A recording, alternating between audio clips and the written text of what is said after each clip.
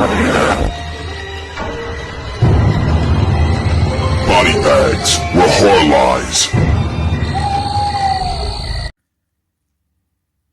Welcome back to Body Bags. This is week number 371. This is Label Week. I'll be your host, Jason from Horrific Nightmares, and this week's label is Wild Eye Releasing. And this week I chose Clown of the Dead. But before I get into my review, I just wanted to take time to say how great Wild Eye is. This was actually sent to me by a friend, Hobbs Horror, but Wild Eye is such an amazing company. They are really where it's at with independent horror. I'm going to put the links for their YouTube channel and their official website in the description box below. Definitely check them out. They have an amazing catalog, and they give directors a chance to get their movies made and seen. I mean, what more can you ask for? Now, Clown of the Dead is a 2015 film which runs approximately 86 minutes and is also known as, and I'm going to try to pronounce this, this is an Indonesian film. It was also known as Baduet. I hope I'm pronouncing that right. Now, this is directed by Awi Suryadi. He did Death Whisper and Street Society. This stars, and you're going to have to bear with me because, like I said, this is an Indonesian film, and I'm probably going to mess up on a few of the names. Not intentionally. David Topan as Donald. He was in Midnight Shock and Street Society.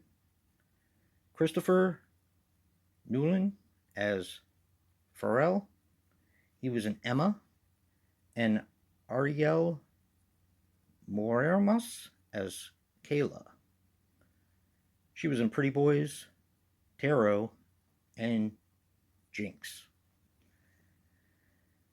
Now, as I said before, this is an Indonesian film.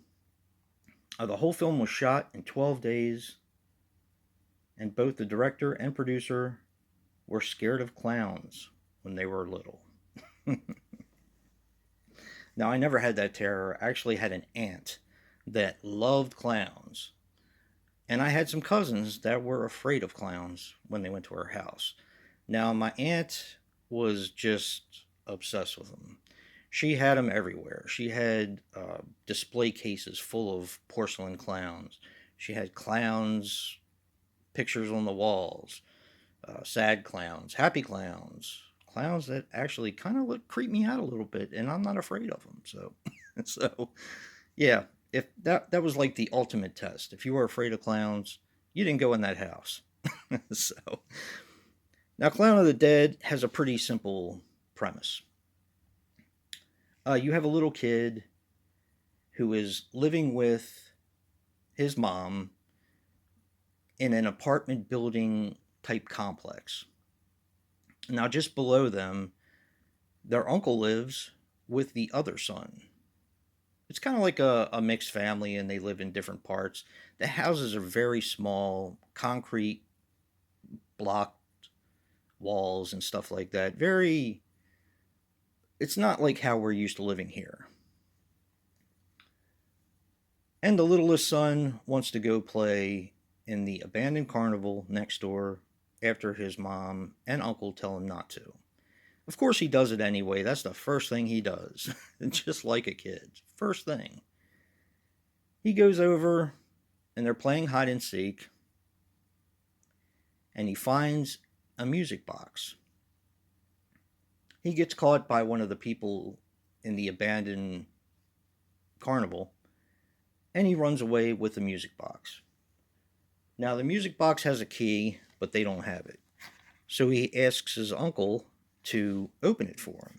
And the uncle pries the box open. This releases a clown called Peekaboo. Now, Peekaboo was killed years earlier after a string of kids went missing and were sodomized and killed. Really nice story. But the parents basically pulled a Nightmare on Elm Street and more or less kicked the crap out of him and killed him and buried him in the carnival. Basically, what this clown Peekaboo does is he wants revenge on all the people that killed him and just people in general. So he possesses little kids and they start to go missing again. So this family has to find a way to stop Peekaboo the clown. This kind of reminded me of Indonesia's answer to It a little bit. I think this film was done extremely well. It's neat to experience a different culture through film and still have that universal scare in there. Not that this was really a scary film, but there are actually parts in this film that are pretty creepy. I really like this film, and I definitely suggest it. If you're not into different cultures, I would say probably skip this one. You don't have to read subtitles on this, even though subtitles never bothered me. It's dubbed, and my one con is it's dubbed kind of poorly.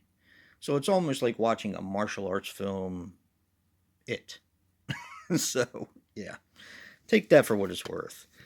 Another special thank you to Wild Eye for just being an awesome company.